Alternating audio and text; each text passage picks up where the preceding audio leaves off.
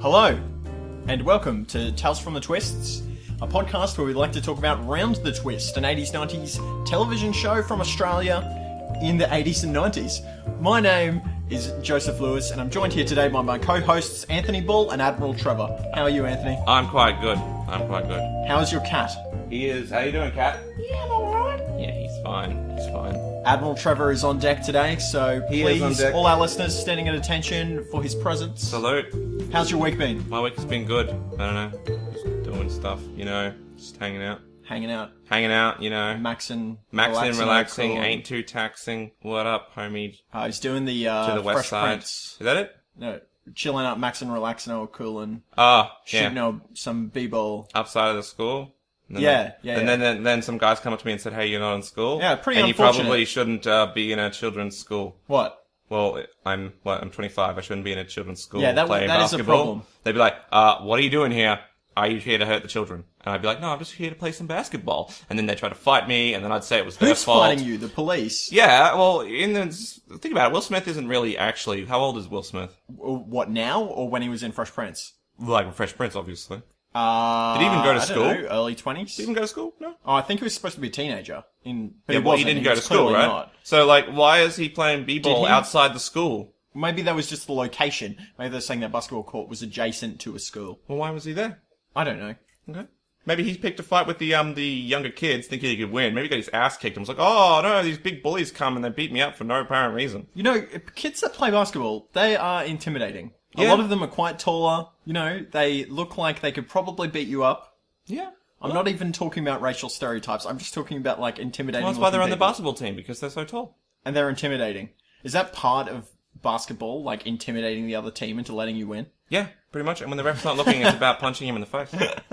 Who, the ref or your opponent? Your opponent. I mean, your ref will see you if you're going to punch him in the face, obviously. That's why you got to punch the ref in the back of the head. And then that'll solve your problem. Basketball fighting tactics. All your problems solved on our podcast. Today is that we're doing something a little bit different this week. Normally on Tales from the Twists, we recap an older episode. Sorry, not an older episode. We recap an episode around the twist and we talk about it for a while, talk about some things that happened, talk about our theories as to why they happened, etc., etc. We've finished season 1, which we finished last week. Yay. Yeah. Pop. We got the pops, then the things come out and... Fireworks. Are you talking about that? Or Well, champagne. champagne. Oh, whatever that. There's things you get at New Year's. Party poppers? Yeah, party poppers. There we go. And they go pop, and there's confetti everywhere. Just imagine confetti in whatever room you're in. So we've podcasted our whole way through season 1, and we're working on... we're taking a week break, maybe a couple of weeks in between 1 and 2, and we're going to do some interesting things. This week, we're going to be talking about season 1 in review. We're going to go through some of our alternate theories we had. We talk a lot about our coma theory. Let's talk about some of our other theories that we might have. Maybe come up with some on the spot, as we like to do on this podcast. Yeah. And then at the end of today's episode, we're going to come up with our own episode around the twist, based on the season 1 characters and scenarios. Wow, jeez, that's going to be pretty easy, right? Probably not, since we had zero preparation. That's what makes it fun, is the zero preparation makes it better. This is why people listen to us, I think. People listen to us because, they love hearing us talk about wet shit for 45 minutes, but also love our analysis of Round the Twist, which was a great TV show. If you wanted to listen to, one of these well-prepared podcasts, you'd listen to Serial, right? Yeah, you would. You would listen to Serial, or you'd listen to This American Life, or This Stuff You Should Know. To that? I listen to Stuff You Should Know. I love Stuff You Should silly. Know. It's stuff that you should know. I only listen to podcasts about irrelevant... Yeah, you listen to Survivor podcasts. Yeah. You shut up about them. You're like, oh, Jeff Probst's news podcast. I'm like... No, Jeff Probst doesn't have a podcast. If he did, I would listen to it. You would listen to that. You'd I would, be like... I would totally oh my listen God. to that. And you know what? You do a podcast about Jeff Probst's podcast. That would be something that I would look into doing, yes. I probably need to find another co-host. You need to find someone who'd be interested in that. Is Admiral Trevor available? Yeah, no. You want to watch that? No. He's not saying anything. Even the Admiral is not interested in my podcast on Jeff Probst. The hard thing would be getting the earphones in his ears. The cat. Earhead? What? He needs headphones to listen to the podcast, obviously. Why is he... he's got to listen to the podcast before we can... Of course. Well, first of all, we have to convince Jeff Probst to do a podcast before we can actually... Yeah, well, I think it'd be easier to convince Jeff Probst to, do a podcast than to put earphones into a cat and have him sit there and listen to your thing without him running away. You're probably right. So let's talk about season 1 of Round the Twist. Yes. What comes to mind when you think about the first season? Is there anything that immediately stands out as being notable after having watched them over a series of a couple of months? Anything Channel stands out? 7. Yeah, so one of the things that's notable for some of our younger listeners or newer listeners or whatever, most of you will be familiar with Round the Twist as a series that was on ABC in the mid to late 90s. Yeah. What actually happened was, and we've talked about this a little bit before, in 1989, Channel 7 premiered the first season of Round the Twist with that cast and crew. Yeah. And then there was a couple of year break. Then it was about 91 or 92 or something. 91, I think. Yeah, that they did a season 2 with mostly different cast. Tony stayed the same. I think Snapper stayed the same. Nell, I think, stayed the same for the second season. But all the child cast was changed for season 2. And then there was a few year gap to about like 96 or 97 or something when they came out with season 3 and then did a season 4 immediately with a different cast. Well, season 3 and 4 had the same cast, but they were different to the second season cast. Yeah. Yeah. Yeah. So that's, an interesting thing. Do you have any input about that? The way that Yeah, I guess that so. impacted I mean, your... So, to give you a little bit more context, I was quite familiar having watched seasons 1 to semi-recently, and Anthony, I don't believe, had seen them since 3 and 4 aired when we were young. A boy. Yeah, since you were a young boy. Yeah. From a poor family. From a poor family. Spare him his life from this Monstrosity? podcast. So, Yes, go. No. Yeah, well, the way that it was sort of cut together in room for ads. Yes. Like, you could tell, like, the way it flowed, like, there were parts where it's like, this is where they would cut to an ad. Whereas, like, it sounds like, oh, wow, what's the difference? But it kind of messes up the flow of the narrative a little. It does. A lot of, like, the no ad programs. Yeah. It's becoming even more noticeable with the rise of that on, like, HBO. They have a different flow to traditional television. And it's not something, like, you really picked up on as a kid, even if you're watching them on, like, a DVD or something, or a VHS. Because that was just the way that TV was done, yeah. And it felt different to movies. But now we have TV that isn't, like, broken up that way. It does feel And when you used to different. watch ABC TV shows, it was always 22 minutes or 23 minutes. Yeah. And it was always very, Yeah. it flowed. Like, there was no points where it's like, oh no, oh my gosh. And then cut to black. So when you watch it again, you're expecting this sort of like even flow when it was sort of like it would rise, fall for some of the episodes. Not entirely, but I mean, like, regarding suspense. Well, if we could get a little bit technical here, right? Yeah. If we think about films, there's a plot structure that a lot of people refer to as the 3-act structure. So at the beginning, you have your setup to what's happening. The introduction to the second act is going into the new world. And then you have the big second act, which is the meat of the movie. And then you have your big climax thing.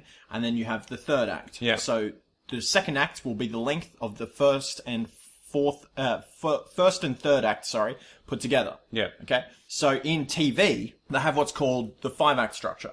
Okay. Which is kind of similar, but a little bit different, and it's basically built around the ad breaks. Okay. So you build up to a semi-climax for each ad break, so that you'll keep watching when it comes back from the ads. Yeah. And I think a lot of the new stuff that we're watching, like from HBO or maybe kids shows on ABC that don't have those ad breaks, there might still be that structure, but I don't think it's as pronounced. Like, it's more of a filmic structure where it's trying to get you through the whole episode rather than worrying about, are they going to keep watching after the ad break? Yeah. So like in something like Game of Thrones, which I'm sure most of our listeners are familiar with. Yeah, I assume so. Even though it has the stop-start thing where it cuts between the different stories, there's kind of like an ongoing push. In most episodes, some episodes drag. I mean, I have to say I'm not the biggest fan of the Game of Thrones television series, but it does have that onwards push throughout the episode instead of the stop-start that we find in season 1 of Round the Twist. Too right. What? Right. You couldn't have said it better. I said it myself. What? I'll say. I got a little bit carried away. Did you have a favourite character in Round the Twist? It was Nell, wasn't it? Nell? Nell, that's my favourite. Why was Nell your favourite? Aside from being in a coma, Yes. she had the most common sense. And she didn't have much common sense because remember, she totally didn't leave instructions or safety advice before the events had occurred, but still, she was the most interesting. She's the toughest.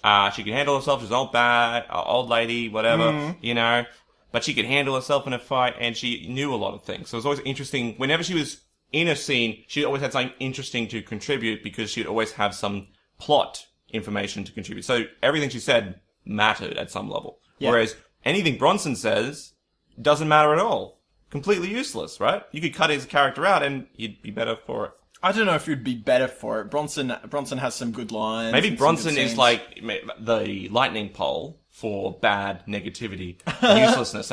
It overshadows all the other stuff. So like when Pete does his bad puns, you forgive it because Bronson is completely useless. Bronson is so terrible. Yep. It's like, oh, he's got this gross Bromwich. And then Pete makes a pun and it's better than the Bromwich. So you're like, ha, Pete, you're so funny. But in reality, he's not. Isn't that why, like, you hear about these things where people have, like, terrible people have these groups of friends and they'll include... You often hear about it in groups of females where they have, like, the token fat friend. Duff. What's a duff? The duff. Please don't swear too much. What is a duff? No, the duff is I don't know, don't want to be offensive, whatever. Duff, the designated ugly fat friend. Okay. Okay. Just, it's like the idea that... We're not saying we advocate this, we're just observing social trends. I've heard it before used. Yes. First time I heard it was actually on Average Joe. Remember that dating show? Average Joe? No. It's like average... I find that term offensive, I have to say. Yeah, because your name's Joe. You're like, oh, well, I'm the most average of them. But it was like, average guys competing for a supermodel's or attention or for a date. And then she dressed up in a fat suit and right, and then had said, oh, this is my friend Janice or something, from out of town. And they talked to each other. And then on hidden cameras, one of the dudes was a massive douche, was just like, she's the duff. You get him with the duff. And it's like, and he got kicked off. So duff is... Yeah, so apparently if you're attractive, you have ugly friends to make yourself look better by comparison, but I don't know if you necessarily go out and choose that. It might even be a case where sometimes that is the case, but other times it might be that by comparison you have just a slightly above average looking person versus average. Alright? That person looks better because in a group, they are let's say in life there might be 5s rating scales. It's all 1 out of 10. They're 5s, 5.5s, but if you just look at that cluster, you can see a nice bell curve and you move straight to the bell curve. I have to say though, I think it's a bit of a symbiotic relationship. Yeah, of course. So let's talk about the group of hot girls, right? So you have 3, 4, maybe 5 really hot girls. Yeah. I'm not being offensive on attractive looking girls. Yes. And they have a not so attractive friend. Yes. Now what they're going to gain out of it, they're going to look better compared to, so if you're the least attractive looking hot girl, then you're going to look more attractive because the other girl is not that attractive, right? So they're benefiting that way. Now, the not so attractive girl is going to be benefiting from being included in that group and being the approachable one. So it's like, oh yeah, there's all these hot girls, but this one there, she seems attractive just because she's with the other attractive girls. It's like a psychological thing. Yeah. And she seems like she might be the most approachable. Yeah. So she's going to benefit from more people approaching her because she's with these other attractive people. It's also like, again, game theory.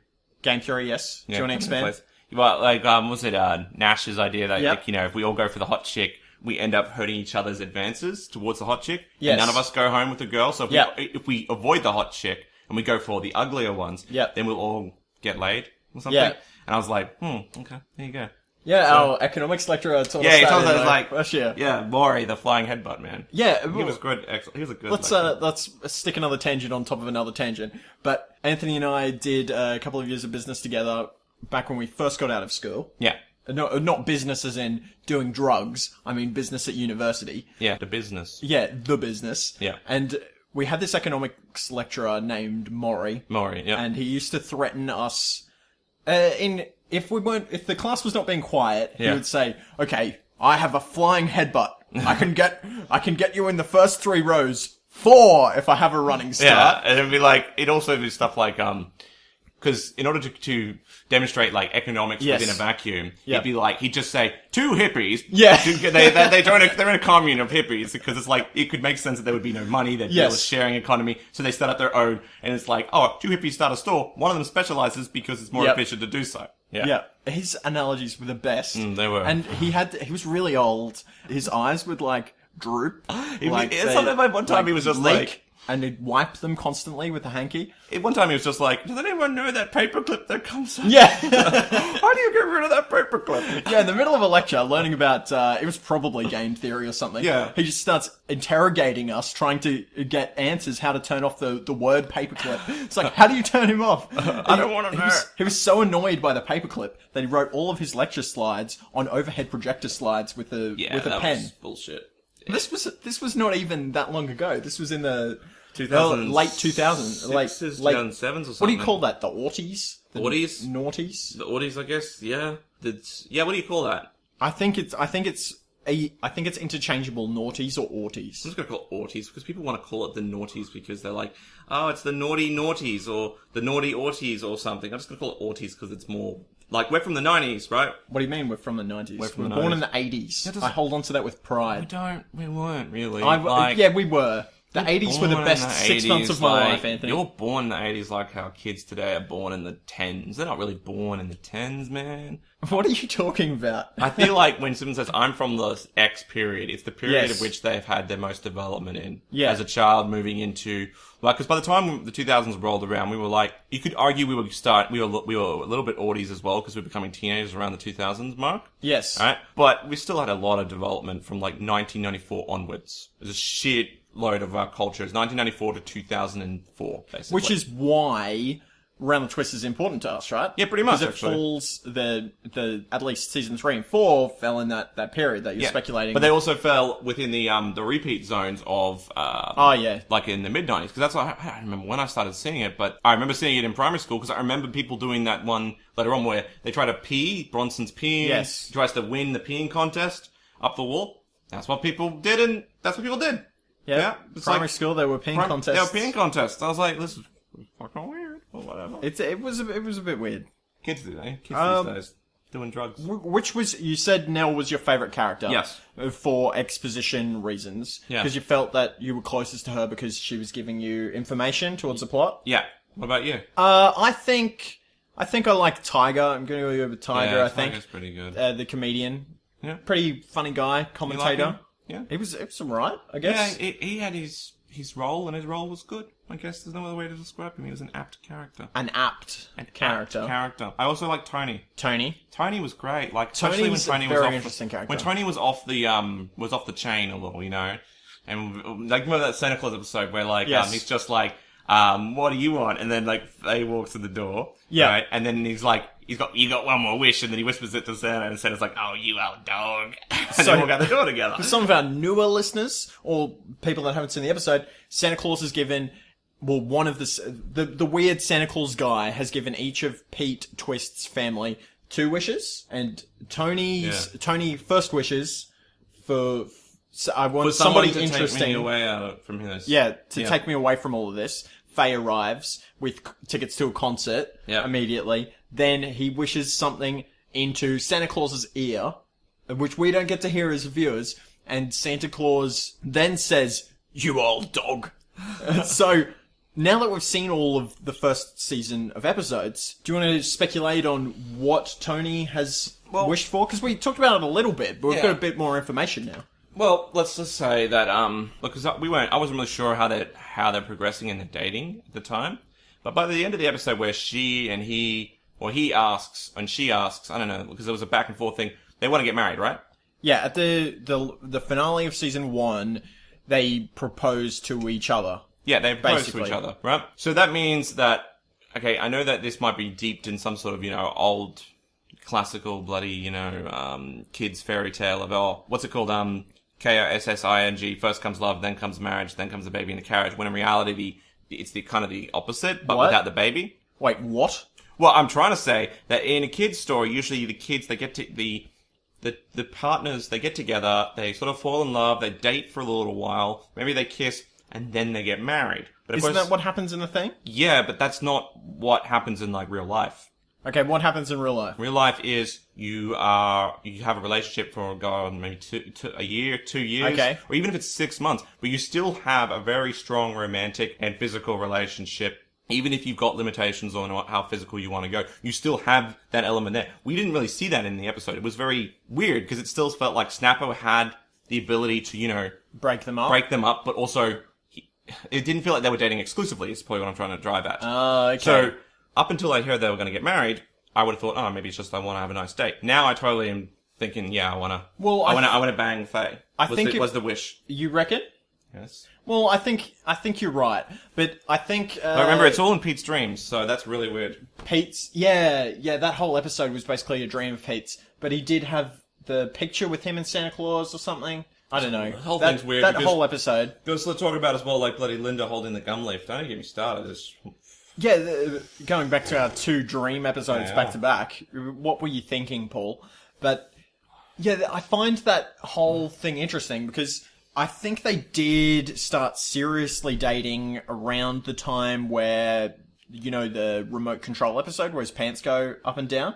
Because I think it becomes kind of clear then, because she makes a comment about his bum or something in front of Snapper. She goes, "You've got really nice legs." Yeah, you know? yeah. She makes that comment in front of Snapper, so I think it becomes clear to us as an audience that, oh yeah, they're dating exclusively, I guess. Yeah. But I just want to talk about exclusivity in dating a little bit, because it's something that interests me, right? I don't know, I'm not the biggest expert on dating and stuff, but as far as I can tell, this is like a kind of newish phenomenon, right? Where you have to, like, basically declare to your partner that you're going to be exclusive. Like, maybe not super new, but, like, last decade. No. There's definitely been, like, if you look, let's take.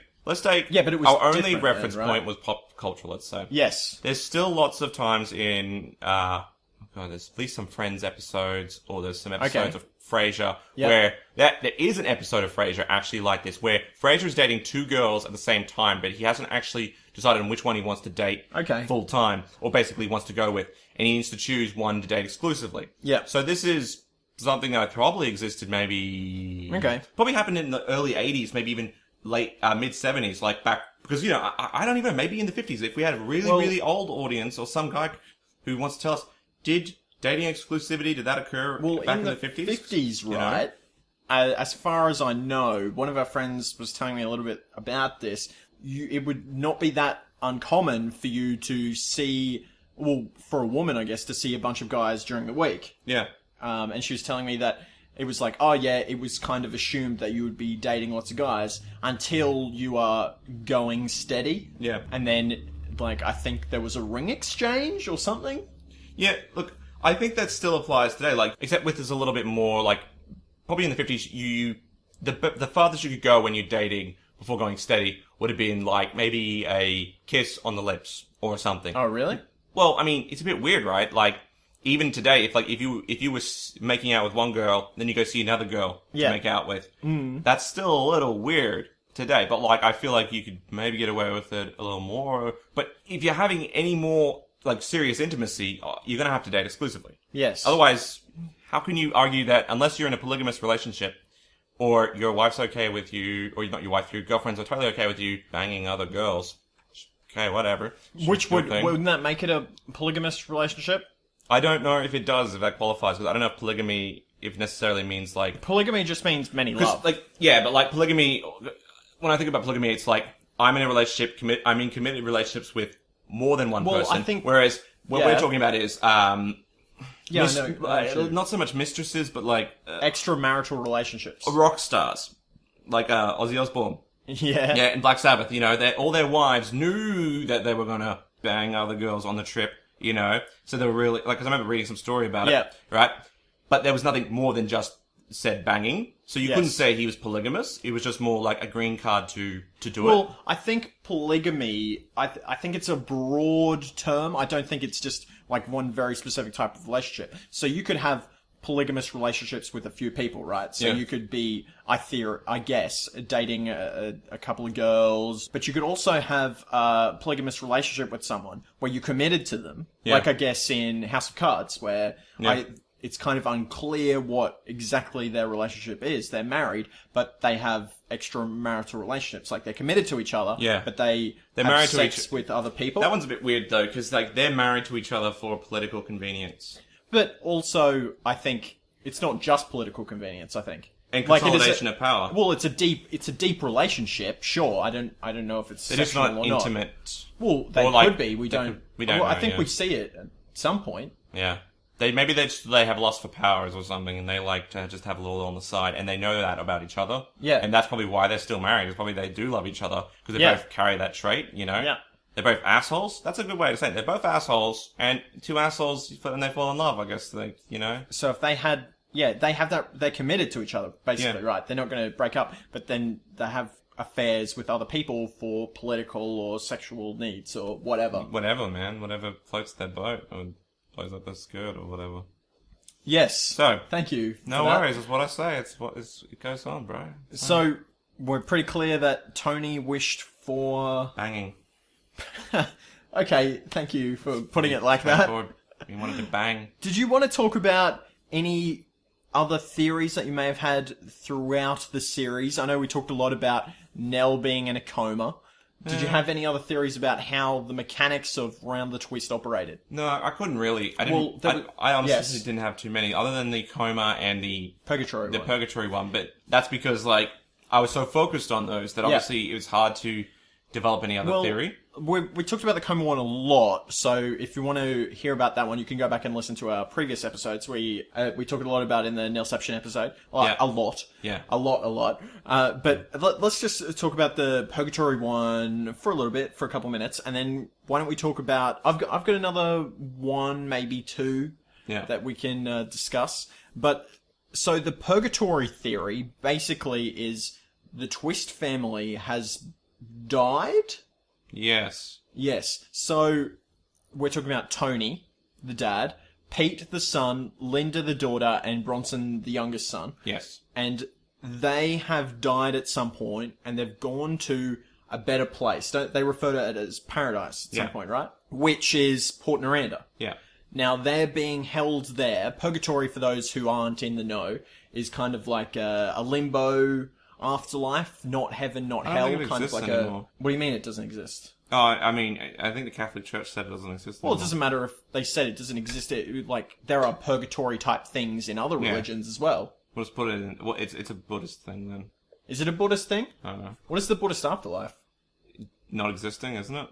I don't know. I always get them mixed up. Being one with the universe or something. Yeah, which one is that the one that you reach Nirvana? Yeah, and then it's Nirvana is nothingness. Nirvana is like enlightenment. You escape, and Nirvana is you escape from the trap of physical birth and death. And you reach spiritual enlightenment. Yeah. Yeah, which is very interesting. I always get it mixed up with Hinduism, which the afterlife is reincarnation, right? Yeah, but they're both reincarnation. Which are? Buddhism and... Is Buddhism reincarnation as well? Yeah. Oh. So you're being reincarnated, but the goal is, and it's like, material possessions lead to pain, pain leads to, so you need to shed yourself from material possessions and you can't cling to the earth in order to break, because the idea is that living is suffering. Yes. Essentially. Okay. And you do a little bit better each time, but it's this cycle of rebirth and destruction. Yeah. The goal is to reach a point of enlightenment and purity that you can reach nirvana and break that cycle. That's what I understand.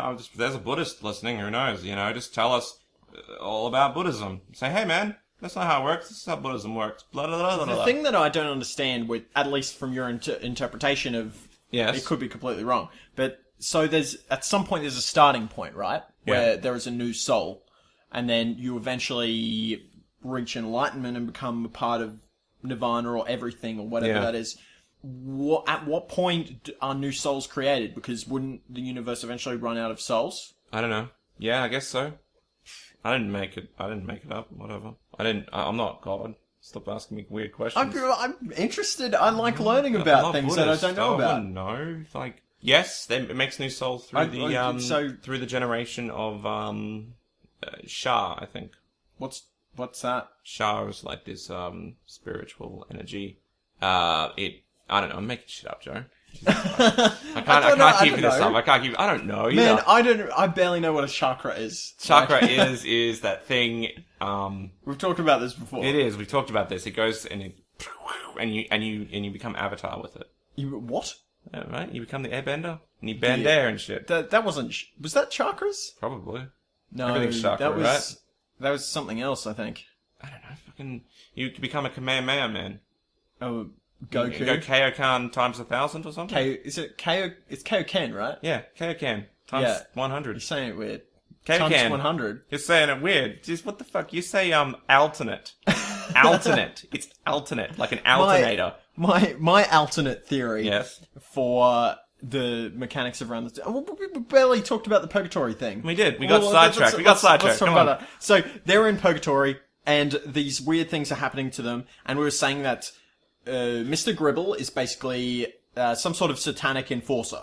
Yes. Right? There to increase their punishment. Well, yeah, but I actually think it could be both. It could be the reverse of that, because remember, Mr. Gribble wants to sell the lighthouse. Now, Yes. if we take the lighthouse as the thing that's clinging them to purgatory, that's what's keeping him there in Port Noranda. Okay, right? is Lighthouse like representative of their mum, like the twist matriarch?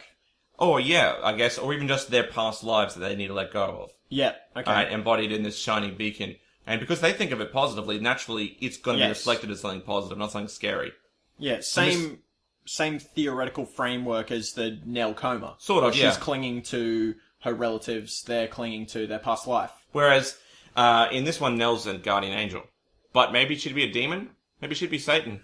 So, are you saying that Should Nell, be Satan. Satan Nell is just- the negative influence keeping them in Port Noranda, and Gribble, although seemingly bad, is actually a force of, in commas, Yeah. like rabbit ears, a force of good, trying to break them It free had to be, from their 'cause, punishment. Like, think about it, like, if the goal of purgatory is to reach the afterlife, Yes. in any film story, right, anything that threatens your current state of purgatory, unless you really want to leave purgatory, which you would do, Yeah. right, you need to be kept in purgatory for somehow, so that a demonic beast might want to keep you in purgatory by making it the thing that you want more than anything else. Okay. And so you perceive anything else coming, like Mr. Gribble, he's an evil boy, he just wants to tear down the lighthouse, you don't want to do that, Okay. you know? Maybe Nell and Gribble are both demons. Maybe. And that to and fro thing is what keeps them in. Yeah. So Nell wants them to stay, Gribble wants them to go, and that tug of war between the two only heightens their desire to stay. And what if, like, that guy in the hat, the other last Who? week? The guy in the hat. Oh, what was his name? Mr. Henderson? Mr. Henderson. What Not if to he's be actually confused with a Harry and the Hendersons? let's run this by the Christian hierarchy of angels, because they've got they've got a hierarchy of Wait, angels. what? Really, Christian hierarchy of angels. You know, you're familiar with that, right? Catholic mythology. No, I guess? I'm not. Well, you can't really call Catholicism a mythology. No, I said the mythology within Catholicism. It's not okay. Catholicism is the mythology. It's the elements of Catholicism that you would... Because you could call anything that is associated with it, but not within, like, the specific religion. So, like, the world-building aspects. That's what I was mysticism?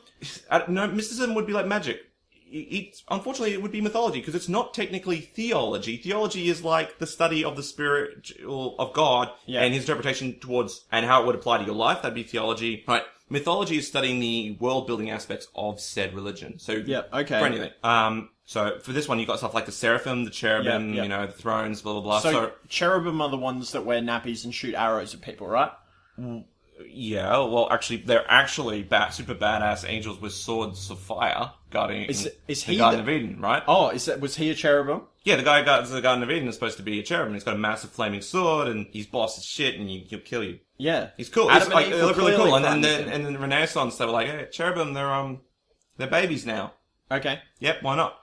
So I'm just What do saying, the seraphim do? seraphim, they basically stand around God and praise and sing praises. Okay. Pretty much, it's in the Bible. Are somewhere, I they can't the remember. ones that came down when Jesus was born, and they come down and No. to the shepherds? No, that'd Was just be that the seraphim? angels, wouldn't it? Well, isn't this what you're describing? The different types of angels? Yeah, but Or like, are they there's, just no, see, generic when we talk angels? about the angel hierarchy, alright, angels are right at the bottom, they're messengers of God. Then you've got Oh. the archangels, and then you've got stuff like thrones, it's like thrones. Wait, archangels are lower than Yeah. seraphim and Yeah, dude, Whoa. like seraphim are the highest, then it's cherubim. This is just my understanding of the mythology aspect of it. I don't even know if it's real or whatever.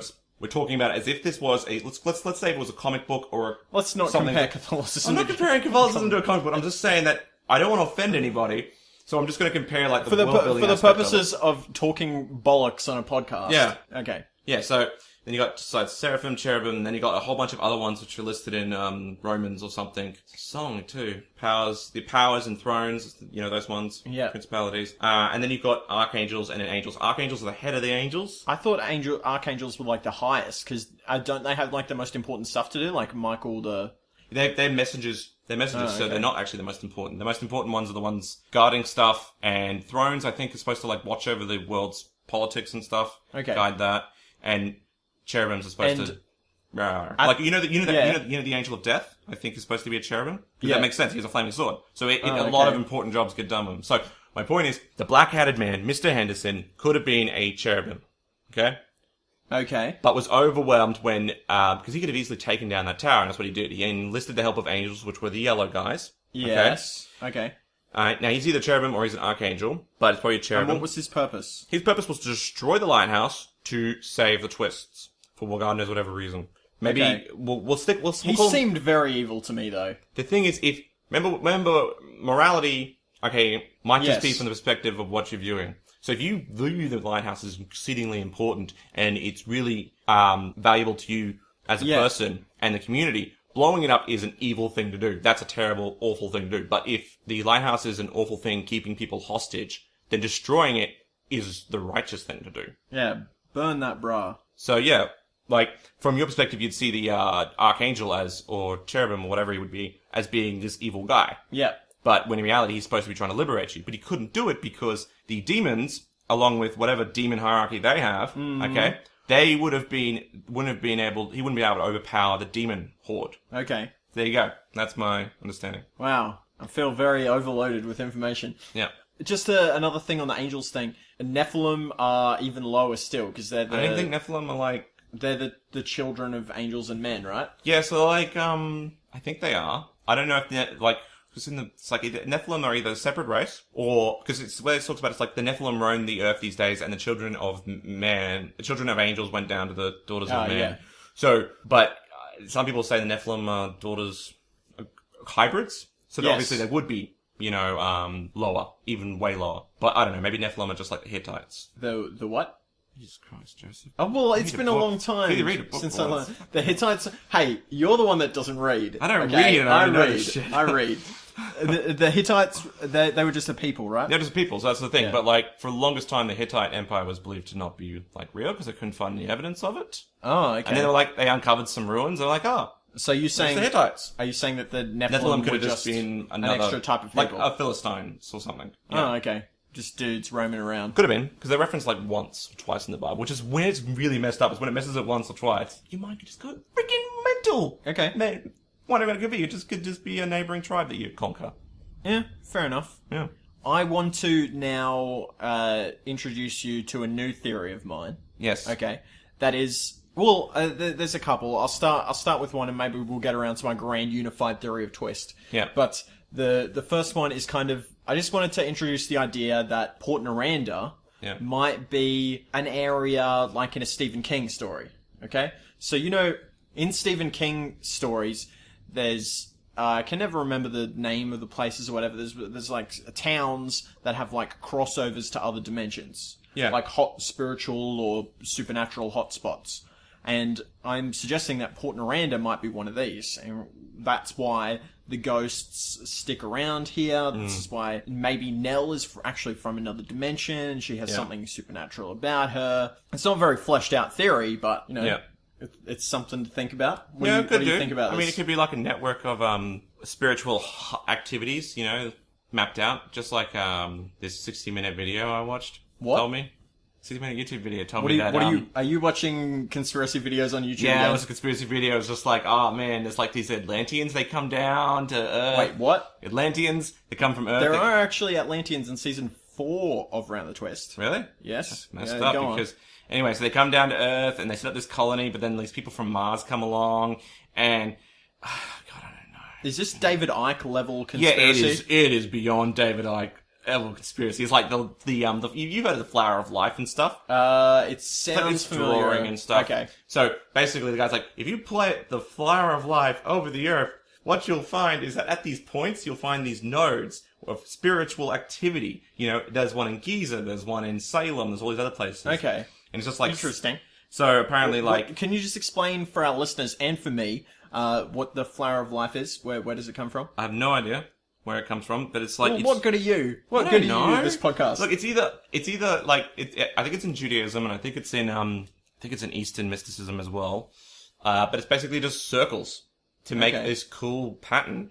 And it does stuff. I have no idea what the Flower of Life does. Is it a Kabbalah thing? I want to say yes, but I mean, if someone does Kabbalah, like, they can tell me that I'm right. I don't, I'm just taking a shot in the dark here, but I'm pretty sure that we don't have any Kabbalah listeners. Good, because I don't really love Kabbalah. You can't say that now. You've offended... Maybe we have one Kabbalah listener, and you've offended them. Fine, whatever. He'll just rub his red rubber band, or whatever the fuck's on his arm. What? Carry this little piece of red string on their arm, eh? Why did they do that? I don't know. I'm not from Kabbalah. Kabbalah, for those that are not in the know, like we pretend that we are, is... Oh, Trevor just bit me. Yeah, well, he's hungry. Hungry for blood.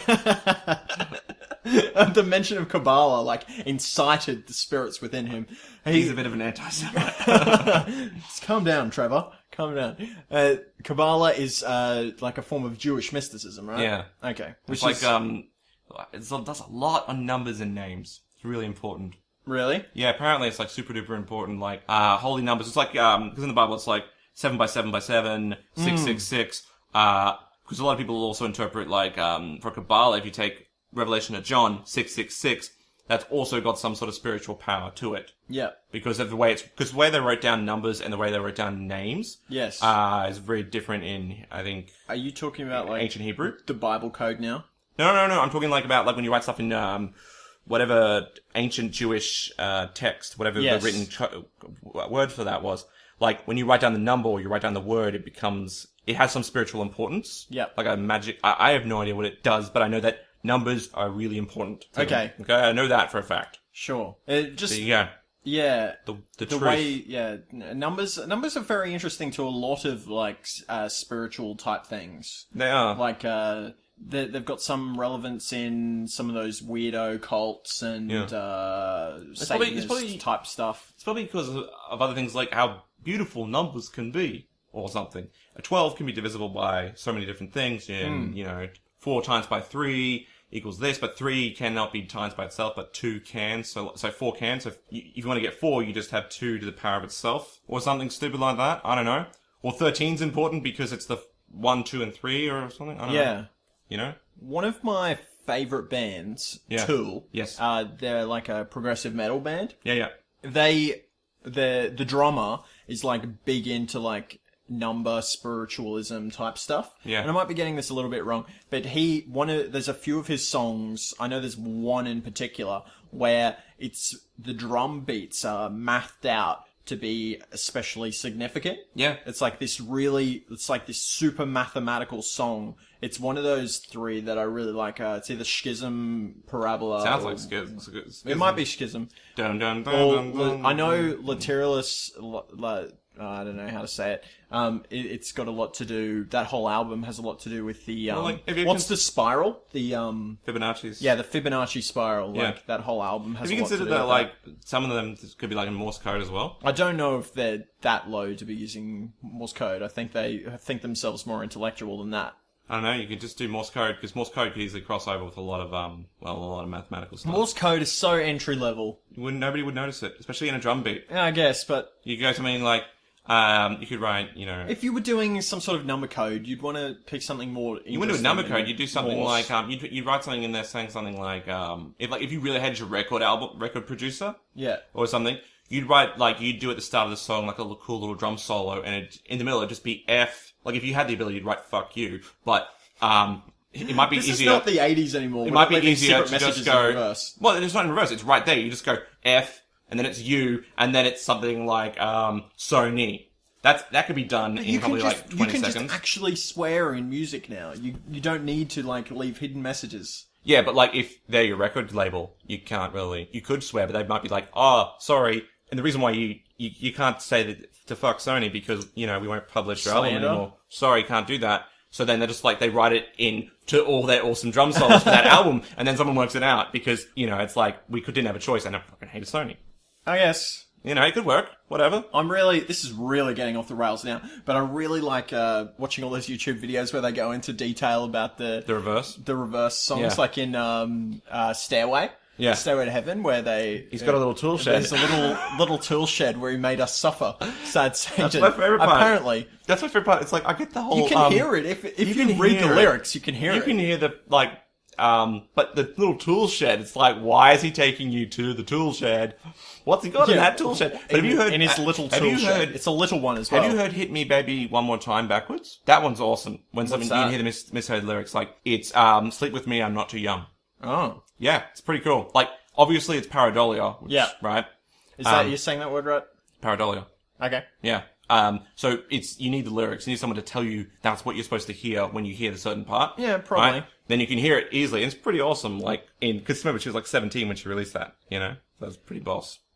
I like, backwards songs. Do you think there are any hidden messages in Around the Twist? Have we played Have You Ever Felt Like This backwards? This is something we should look into doing. Yeah, we totally should do that. We should totally do that. We'll put it on, we should do that and we should put it on the, your Facebook. Okay. Yeah. We'll put it up there and then you tell us if you want. Tell us what secret messages you hear in Tales from the Twist backwards. Yes. Or in the actual episode, is there any secret subtext that you think we're missing out on? Are they telling you to kill people?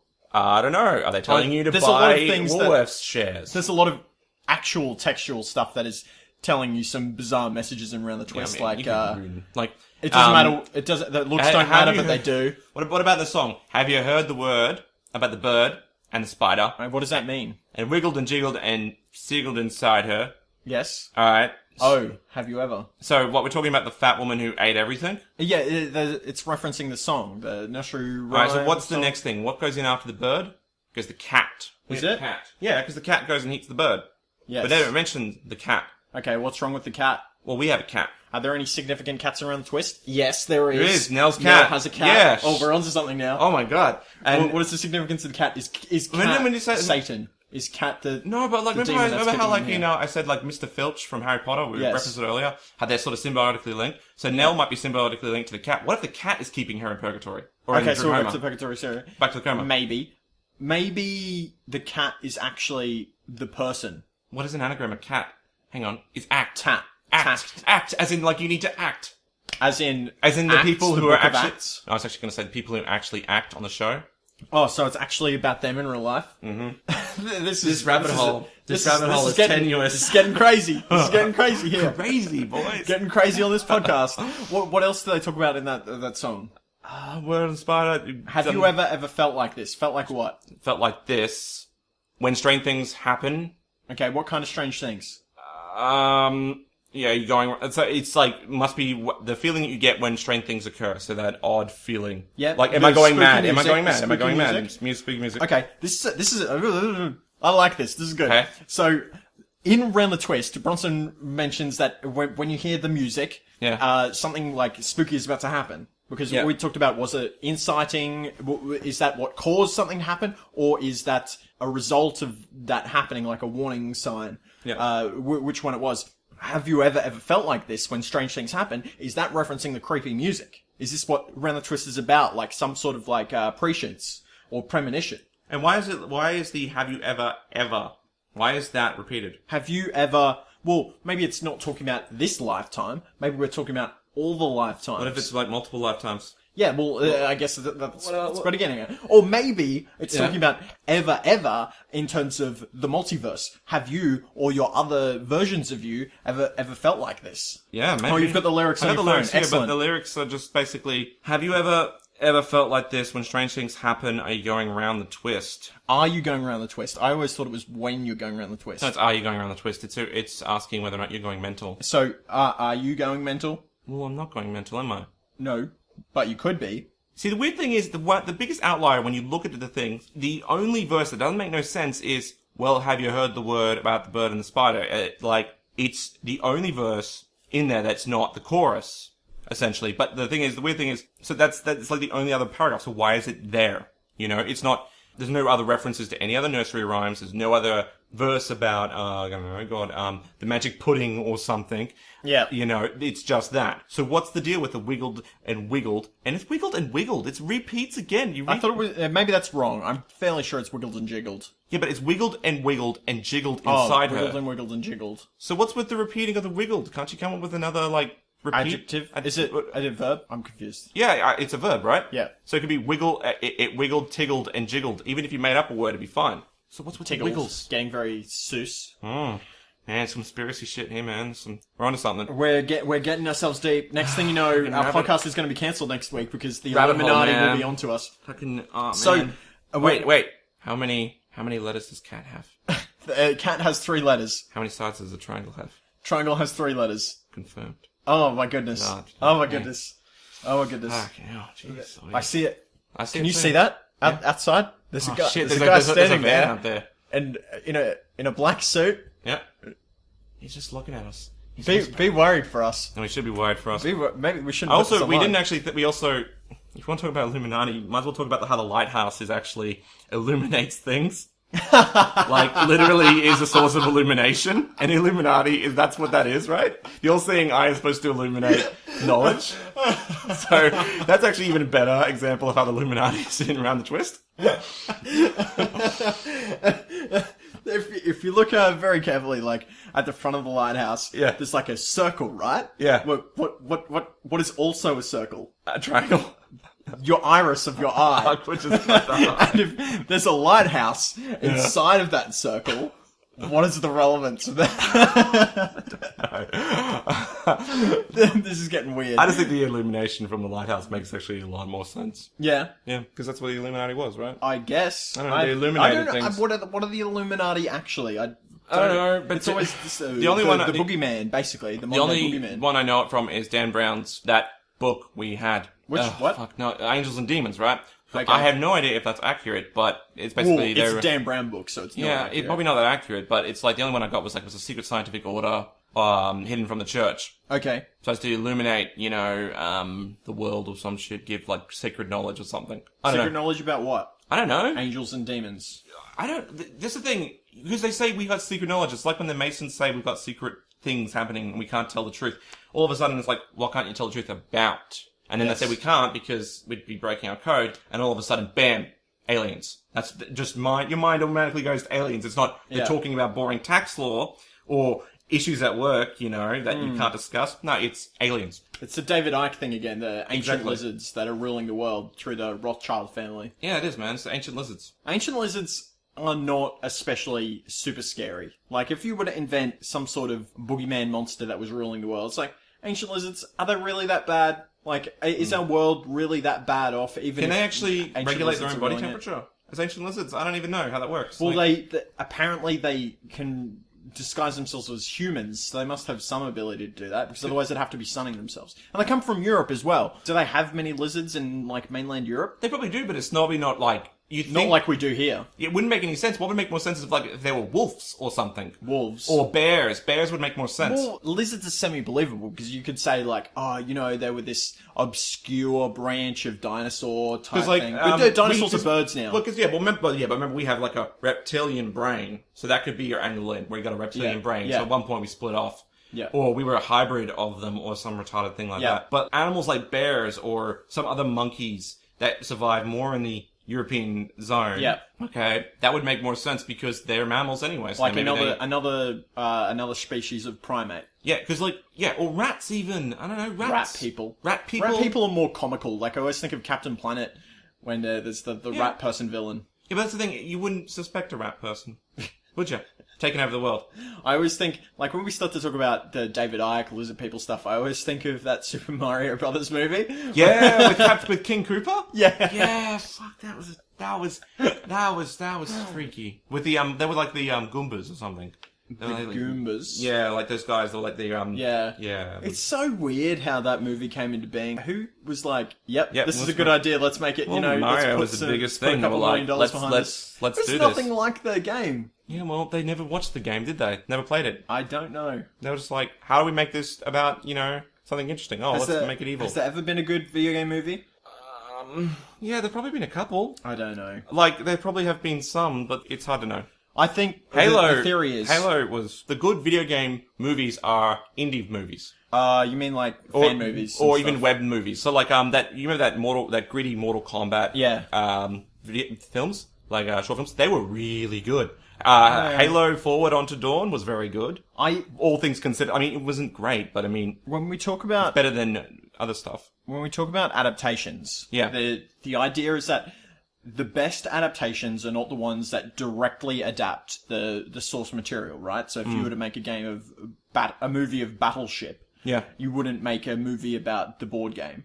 No, you wouldn't. You need to make a movie that captures the feel of that. Yeah. Okay, so a good example for some of our more board game familiar listeners is Battlestar Galactica. Yeah. Okay, it doesn't just recreate what actually happens in the series. We're talking about the board game here. Yeah, the board Yeah. game, sorry, but Battlestar Galactica, the board game. It doesn't recreate exactly what happens in the series, But the feeling it and recreates the issues. the feeling and the Yeah. themes that are present in that series to give you an experience the same as watching the show. Yeah. So a good movie will give you the similar feeling. This is why I think that the Need for Speed movie, even though it was pretty bad, it was a decent-ish adaptation of the game because it gave you towards the end. It's like it felt like, oh yeah, this is just like playing Need for Speed when I was like 10 on the computer. Yeah. Well, that's the thing with games. Games, the tension. We'll say the tension. We're also going to say the action. It's very up and down. Yes. Because it's usually levels, and then you got depending on the game. Like let's say it's action or something like Halo. You're moving.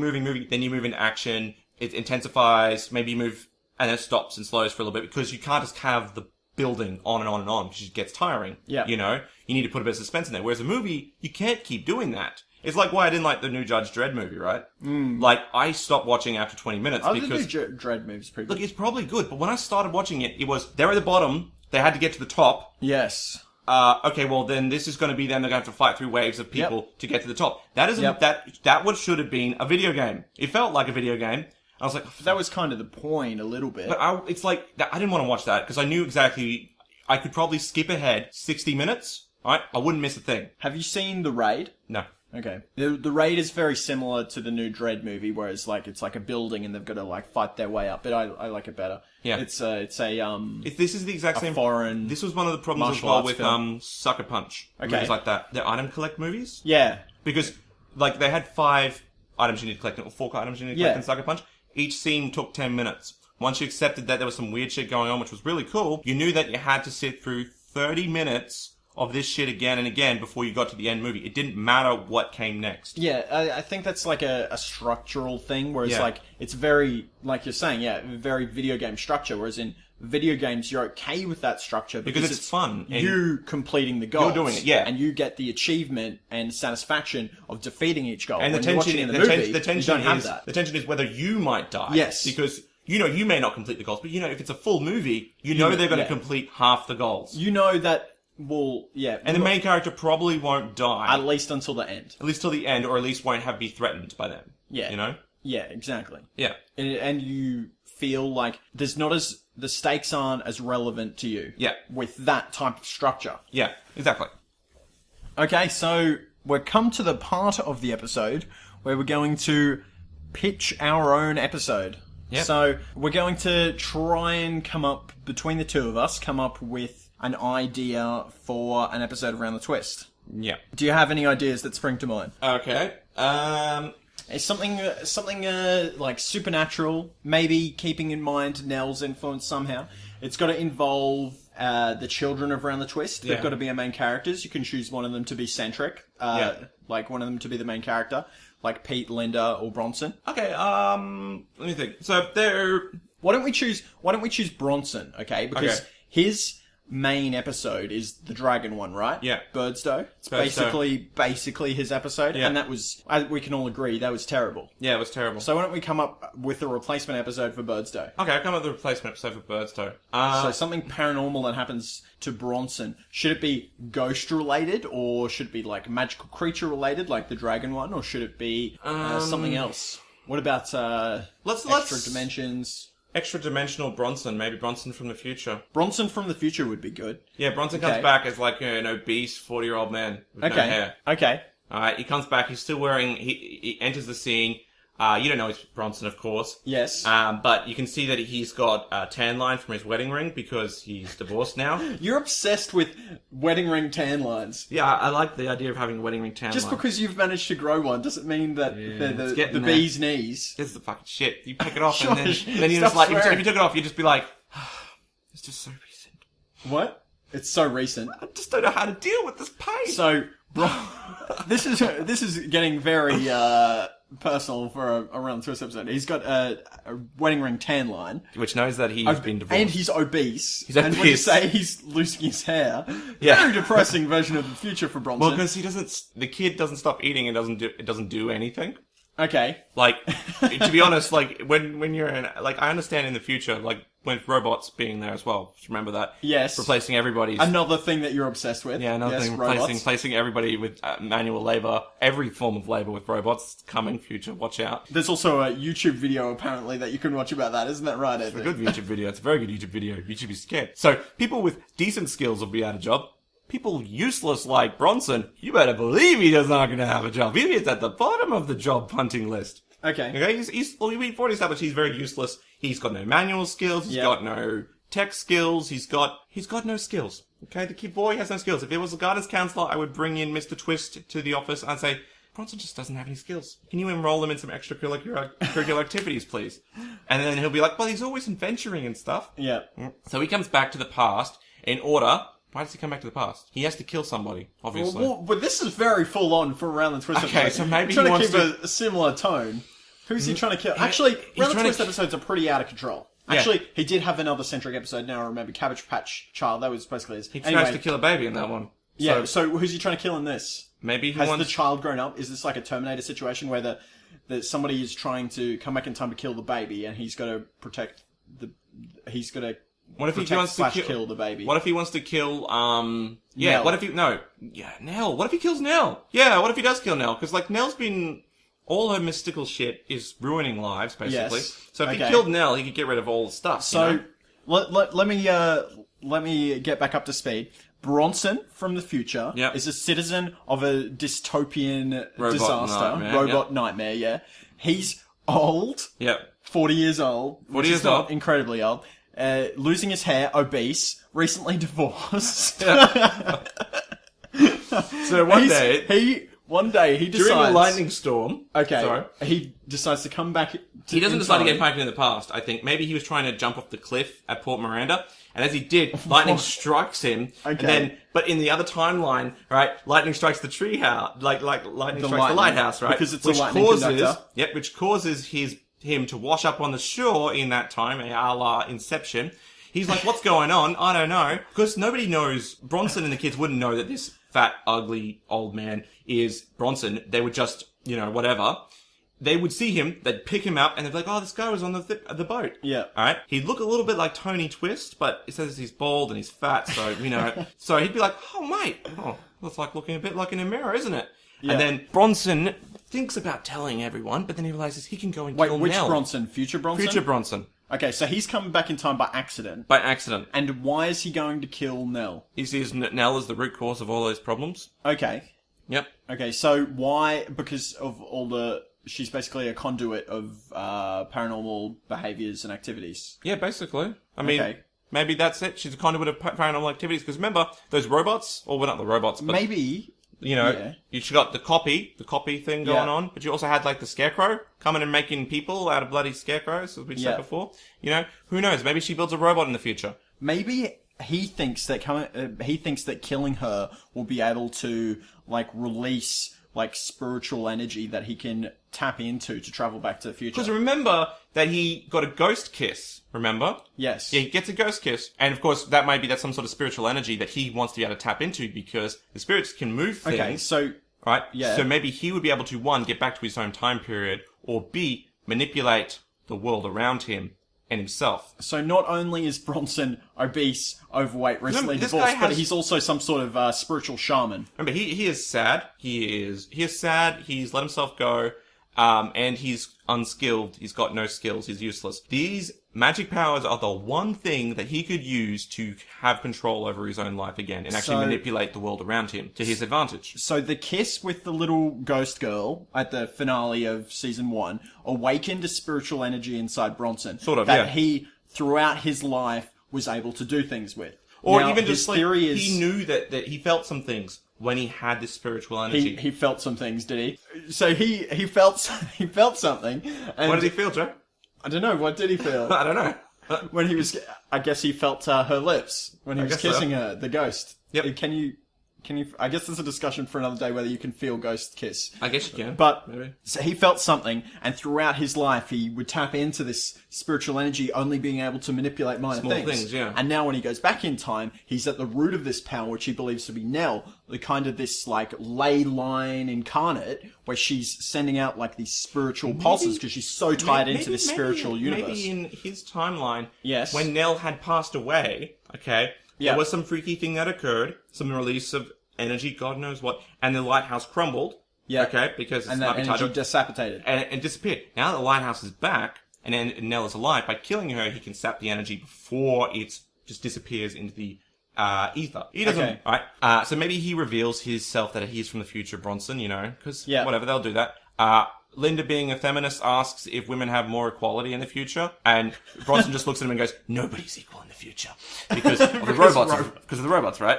And then Pete goes, "Robots, more like Joe-bots."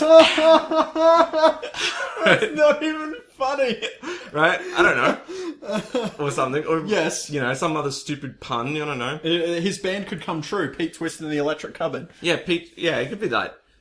And so he's like basically just derping around, and he's written down or something. I don't know, maybe he's got a knife with him or something along those lines. Somehow the Twists find out that he wants to kill Nell. Okay, so what are they going to do about it? They say, "Oh, you want to come to see our Cabbage Patch?" Alright? Okay. Alright, they want to come see the Cabbage Patch. So then when they're in the Cabbage Patch, basically Bronson sort of like lures them over while Pete grabs a shovel and bashes them over the head. Alright? Now, this is pre... yes, this is pre Cabbage Patch Baby. Pre-Cabbage Patch Baby, okay? So then what they do, right, is then they dig a hole. They dig a hole and they dump his body in there before Mr. Twist finds out, okay? What, so they did this without Mr. Twist's knowledge? Of course. So Bronson kills himself? No, Bronson lures him around because he's not big enough, and then Pete whacks him over the head with a shovel, okay? Yeah. Beats him over the head a couple of times, okay? And then... Linda, of course, makes a complaint because she's a feminist that she needs equal rights to actually beat him over. So then she grabs a shovel. She grabs a shovel and starts beating him. Digs a hole, plants the body in there. Of course, naturally, the magic and the bones, right? They seep into the dirt and they supercharge the cabbage. That's where you get the Cabbage Patch Baby from. Oh my goodness. That was a good episode. Oh 10 out of 10 bowls of spaghetti. My favourite part of the episode is when Nell goes, "Oh, that's you from the future, Bronson. You've come back in time to kill me using your magical powers to take my magical powers." But she would explain that, wouldn't she? Because I am a spiritual shaman linked into the spirits of my ancestors, and when you kiss the ghost girl, you also gain powers. I know this because I know everything. And Mr. Twist would have seen this too. That's what's messed up. Maybe that's why he's out of the scene. How does Bronson feel about killing himself? Bronson, it's basically suicide. Yeah, Bronson really is like, he feels a little bit sad, and then he makes a joke about, how he's hungry. Maybe he's like, he looks sad or something. This is dark. Right? What is the message of this episode? Because most of our episodes have a message about... The message of this episode is... being a child in Australia. Is, if you're like teen pregnancy. If you regret your if you regret not doing more with your childhood, don't. You can't move on with your life. You can't. You need to move on with your life. Trying to go back in time and relive your childhood is tantamount to suicide. Basically, you're foregoing the rest of your life in pursuit of the childish goals of your childhood. Pretty good. Childhood doesn't matter, but it does. Yeah. Childhood does not define you. Yeah. Also a bit messed up too, because Tony Twist would know this is occurring. Because remember, he knows it. He goes, "I know." He would see this in the future. That's really dark. So he saw it coming. He saw it coming. But if this happened before the Cabbage Patch episode, this happened before Tony. Oh, yeah, but Tony would still see the future of Bronson. Yep. Yeah. And here's the thing. Maybe, remember how I said he might be a time traveler, Tony Twist boy? Yeah. Right? Season 5 or whatever. Maybe he knew that murder had to occur. Yeah. It had to occur. So that's why he's not in the scene, because he's very upset because he wouldn't want any of his children to die. So he's off. He's off in a pub somewhere getting drunk or something. With Faye. And he's hitting it back, and Faye's like, "Are you alright?" "Yeah, just just a tough day today." "Oh, do you need to talk about it?" "Yeah, I think I do." What are we going to call this episode? Bronson Twist, Destroyer of Worlds. Yes, the Reaper of Souls. Bronson Twist, Reaper of Souls. Death incarnate. Harbinger of destruction. And doom. Oh my goodness. Oh, we'll just call it something like the Cabbage Patch, Assassination. Yeah, I don't know, actually, what could be better? Something like, shovel, spade, dig, hole dig, dig holers unite. Dig holers of the world unite. Bit of an old Tales from the Twist reference there. Yeah, it is very old Tales from the Twist reference. Back when we didn't have good microphones. Yes. Yeah. Now we've got a better one. Like chocolate. Anything else you wanted to talk about? No, I think I've Lunch? said everything. Lunch? Well, we went out to the... What did you have for lunch I today? had some Mexican food. You had a $5 burrito that wasn't $5. Yeah, wasn't that bullshit, hey? It's like, hey, you're going to join us for... hey, if you order a burrito, it's $5 with any drink. So we rock up to the burrito place. Well, we're at the food court, and we're like, what are we going to have for lunch today? And there's a big sign up above the burrito store that says, $5 burritos, we're celebrating our... Is it 5th anniversary? Yeah, birthday or some shit, yeah. Some kind of anniversary. And it's like, oh, okay, that's pretty good. $5 burritos, let's do that. Get right down to the end where the guys basically finished making our burritos. It's kind of like a Subway type setup where you go along and they make the burrito as you watch. And we look up at the sign and it says, only on this specific day. Yeah, only on Saturday. It was like and down really the bottom. Tall, I was just like... It's like, that's kind of not fair. That's fucking shit. Like, I was like, whatever. I mean, I already got it. Fine. Like, I guess I should have read rest of the, most of the advertisement, but it was like... Yeah, you should have known better. I guess I should have known better. But the burritos there aren't that expensive anyway. Yeah, it's like $12 though. The difference is like $12 and $5. I mean... It's $7. $7? Oh, because we need a drink too, right? Oh, yeah, you would have got a drink too, so it wouldn't have been that much difference. That's a shit promotion, to be honest. It's a pretty terrible promotion. That's terrible brand management. That other chain, Guzman Y Gomez, they have like free burrito days. They should do that. Like, that's the thing. You need to be more, that's a good way to do it. It's like really customer focused. Yeah. This one's more, don't know if it has a focus, whatever. We're not talking about marketing on this podcast. That's crazy. Well, we talk about everything else on this podcast. Yeah, I guess we do, don't we? Talk about bloody child murderers and shit. Because remember what we said about, how Bronson Twist was a future murderer? He was. It did come true. Well, actually, no, he was more of an assistant to murder. So I guess he's an assistant to murder. No, but he was intending to be a murderer. The future. And maybe that's also why they really don't want Gribble to demolish the house, because when he redevelops the land, they'll find a dead body. Yeah, in a cabbage patch. The dead body of future Bronson Twist could cause some legal problems for them, I would imagine. I would imagine so. Well, actually, no, it wouldn't, because when they did the DNA test, it would turn out it would be a twist. A twist that doesn't actually exist. So how does he exist? Don't know. Who knows? Who knows, man? I couldn't kill myself, could I? Wink, wink. How can people find us if they want to know more about our podcast? If they want to know more about our podcast, they can go and find us on Facebook at Tales from the Twists. And you can subscribe to us on iTunes as well. Tales from the Twists on iTunes. Plural. With an S. With an S. Not ES. Not double S. Nope, just an S. Apostrophe S. No apostrophes. Just twists. Just twists. And we're on Twitter. It's like TFTT Twists, or it's TFT Twists, Yes. So it's like Tales from the... Just take the, the first letter of each word. We all know this, yeah. Pretty much. And, and you can see us on YouTube as well. Tales from the Twists on YouTube. Are we on Instagram yet? No, not on Instagram. Oh, that's a shame. We won't be on Instagram. Why would we be on Instagram? That's just stupid. I don't know. Fuck. Why would we be on Instagram? I don't know. Why is your obsession? I'm not the social media guy here. Yeah, you tell me. Instagram. I'm not taking photos of my naked body just put on Instagram. What is wrong with you? Wait, what? Who's taking photos of their naked body? You want me to put bloody naked photos of myself on Instagram? I do not. That is something that I definitely do not want to see. Mate. Stop swearing on my podcast. Swearing, you're gonna censor me just like how you censor my my freedoms. And that's all we have time for today. Freedom Hater Joe here. No, I've been Joe Lewis. And I'm Anthony Bull. And Admiral Trevor is sitting in the corner being Admiral Trevor. Thank you very much for listening. We'll see you next week. Stay twisty. Stay twisty, boys. And girls. If we have any girl listeners. And both. Everyone. If you find it, if you're somewhere if you in the don't middle, have a gender, that's cool, man. Whatever. If you're just an be alien twisty. from... If you are a Cabbage Patch man, be twisty. Tralfamadorian, then you can also be twisty as well. Alright. See you, boys. And girls. Everyone else.